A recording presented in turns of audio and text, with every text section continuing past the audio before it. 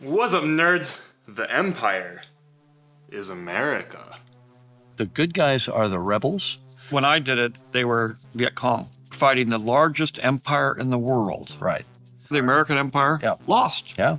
That was the whole point. The whole point. The whole point. American Empire. The whole point. After I got done watching Andor Season 2, I was like, I gotta talk to somebody about this. But we watched it alone. So I went to YouTube. I made it through like 5 or 6 interviews with the cast and crew, and I was really impressed with the hours and hours that Tony Gilroy, the showrunner, has spent talking about his writing process for the show. And we'll come back to that in a little bit. But then, my algorithm filled up with Star Wars videos. I'm really impressed by the amount of time some people have spent thinking about Star Wars. I mean, there's people out there who are like historians of the entire Star Wars universe.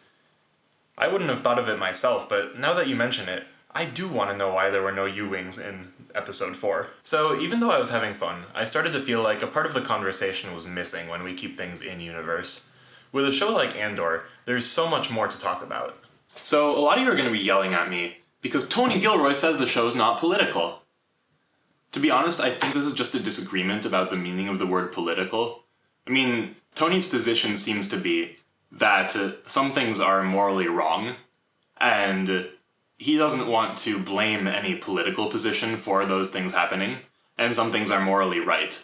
And so he writes his show as a character study of how people who think they're being good come to make morally wrong decisions.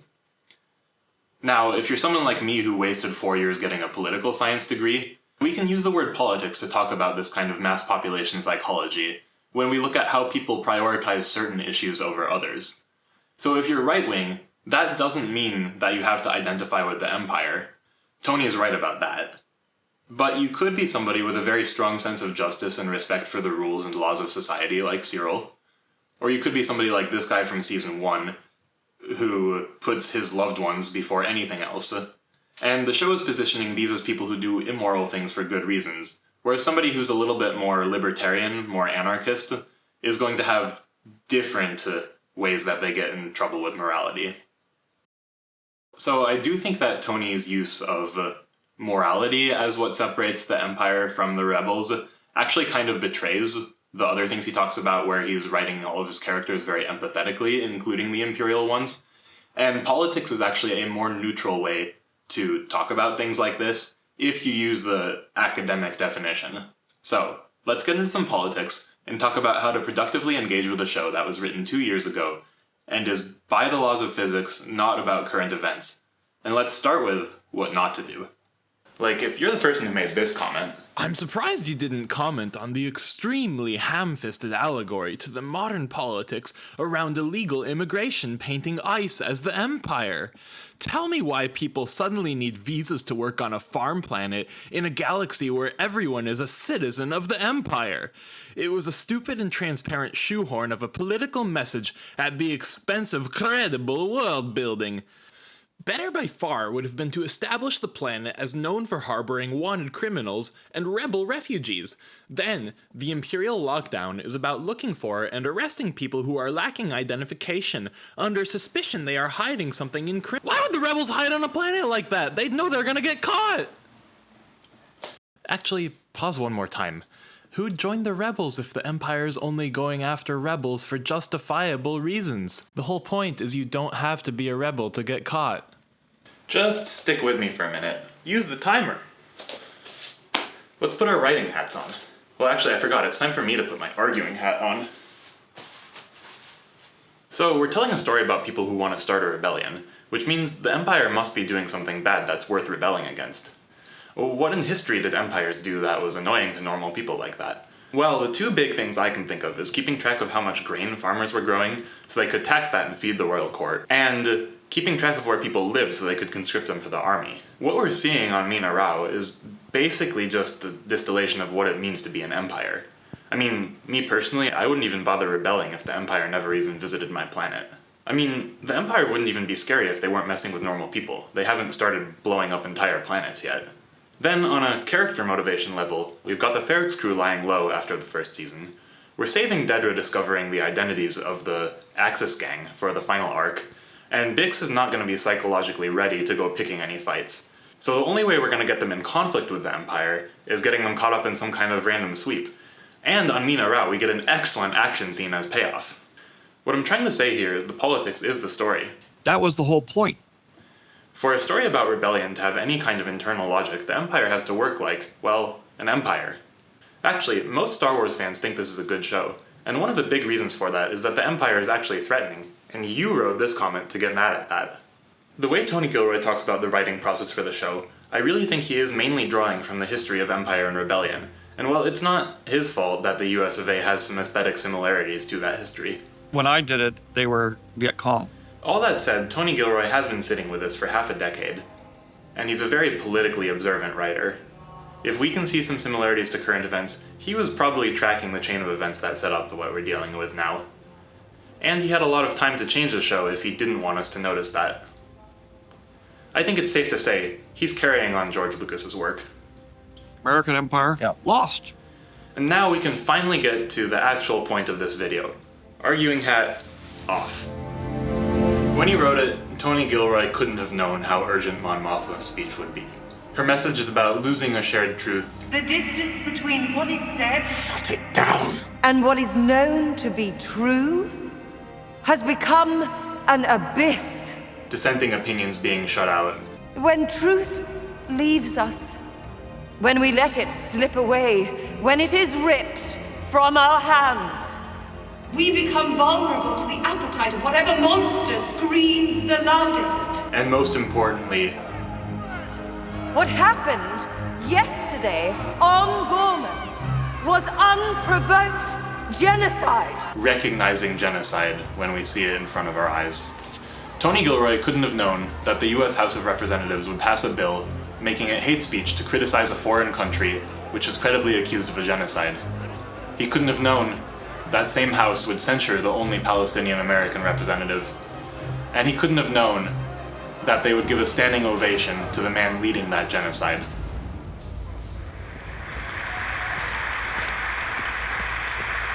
He didn't know the US would supply nearly all of the weapons used to level 90% of Gaza's buildings, all of their schools, and nearly all of their hospitals.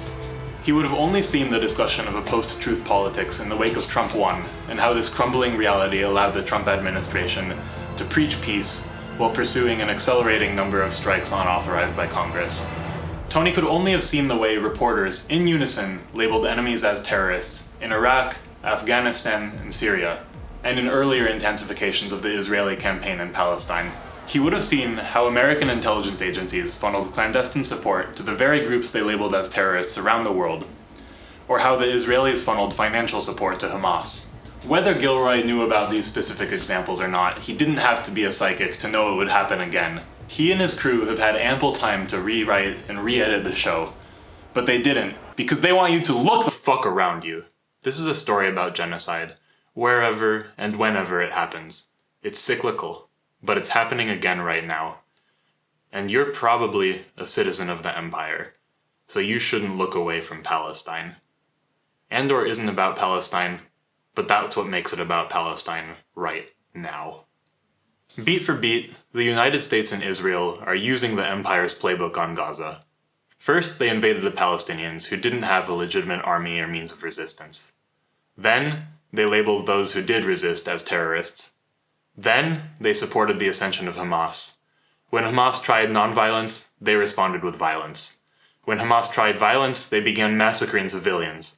Now, they've announced plans to remove the entire population to another area, which is something that's better known as ethnic cleansing, the crime against humanity. Now, a few details do actually make Tony seem kind of psychic. For one, the emphasis on the word genocide as a breakpoint between truth and collective fiction is certainly present when we're talking about previous genocides, but it's now made its way to the US Congress regarding an American genocide. For another, the Imperial sniper starting the violence by targeting one of their own is not something I'm aware of happening exactly like that in the real world, but it is a fact that the Israelis have a huge friendly fire problem, and some of it's intentional. According to Israeli media, 18% of the casualties in the Gaza war are friendly fire or accidents. Also according to Israeli media, on October 7th, Israeli air units fired on vehicles fleeing towards Gaza, which they knew were likely to contain hostages. In another case, an Israeli tank killed 13 of 14 Israeli civilians hiding in a house. To be clear, the 55,000 dead Gazans who have been identified by name, and the potential tens of thousands more who are still buried under the rubble and may never be identified, are the real victims. But none of these people, including the Israelis, should have died. What really settled it for me is seeing the child be executed in Clea's flashback. As of December 2024, Israel held over 200 minors in detention, over 100 of these on security grounds. These prisoners don't ever need to be given formal charges or go to trial. Many of their crimes are standing on the wrong street or throwing a rock at an armed and armored soldier. Many other children are executed on the spot by those soldiers, police, or armed settlers in the West Bank, over 200 children since 2023. The West Bank is not a war zone, according to Israel. The war is in Gaza, but they're still in the West Bank killing children. In Gaza, tens of thousands of children have been bombed, shot, starved, or had their medical care interrupted when their hospital was bombed. If seeing a fictional child in Star Wars be killed disturbed you, you need to understand it's happening every single day. It's happening with American weapons, with the support of American diplomats. And if you don't do anything about it, it's happening with the support of the American people.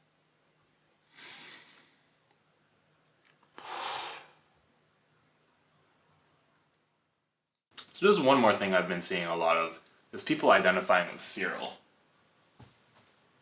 So if you're one of these people who identifies with Cyril, and I'm gonna treat you like an adult, I think you understand you shouldn't do what he does in the show. He's not a good role model. He does a lot of bad shit. But just think about this. Cyril followed the rules his whole life, and then he saw the Empire breaking their own rules, and it broke him. So if you're like Cyril, you've been following the rules, and you see your Empire breaking the rules, are you going to let that break you, or are you going to make your own rules for a change? Whether or not you're a Cyril, I think there's something we can all learn from the way Tony Gilroy wrote the show. You might not be able to predict when things are going to happen, but if you know what happened in the past, you can call it what it is when you see it happening again. And that, to me, is what makes this show something that I'm excited to come back to, because I think it's always going to feel fresh. It's always going to have some observations about what's going on in the real world. And it's always going to inspire us to go out into that world and try to do something about it. So, I know it can seem hopeless and out of our control, but there are some things you can do to make a real difference. If you watch this the day it comes out, activists from Gaza Freedom Flotilla are en route trying to run the illegal Israeli blockade of Gaza and bring in food. If they make it, they'll set a precedent that third-party humanitarians are able to bring in aid, and it's a step towards ending Israel's 18-year blockade that prevented Gaza from developing its economy through foreign trade. You can follow their boat's progress and ask your government to guarantee their safe passage, which is especially important if you're in Sweden, Brazil, France, Germany, Spain, the Netherlands, or Turkey. Your citizens are on that boat. And yes, I know the sailboat's not that impressive, but they've had 3 ships impounded at port in Turkey, and a 4th was hit by a drone strike and disabled off the coast of Malta. Closer to home in the US, you can look at this as a free speech issue and demand from your representatives the release of people like Mahmoud Khalil. If no one stands up for the Palestinians now, you can't be sure there are going to be people left to stand up for you someday. There are also still humanitarian agencies doing work on the ground in Gaza. I've personally donated to medical aid for Palestinians. Maybe the most important thing you can do is to build solidarity in your local area. Find your Palestinian neighbors, and find your Jewish neighbors who are being unfairly blamed for something a foreign country is doing.